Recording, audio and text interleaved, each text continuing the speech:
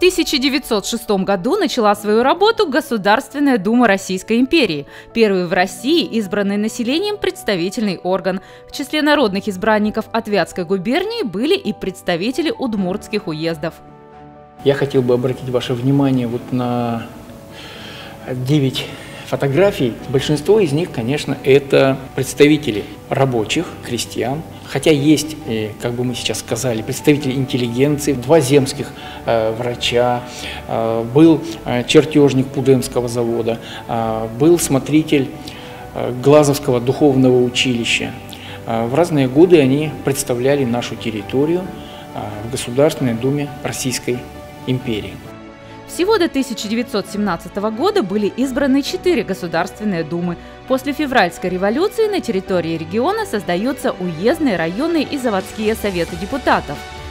В Удмуртской АССР высшим органом государственной власти являлся съезд Советов, избиравший членов Центрального исполнительного комитета республики.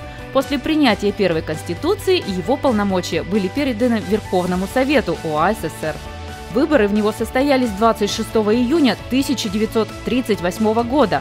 Проводилась широкая агитационная кампания. О важности выборов рассказывали на собраниях в трудовых коллективах и встречах в избах-читальнях. День открытия первой сессии стал для республики настоящим праздником.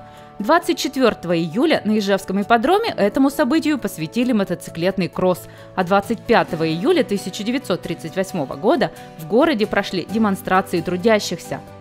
Первым председателем Верховного Совета Удмуртской ССР в 1938 году был выбран Николай Разиной, уроженец Глазовского уезда.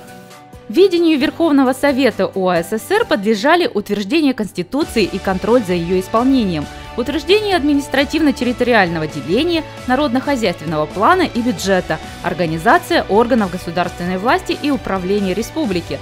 Просуществовал Верховный Совет до 26 марта 1995 года.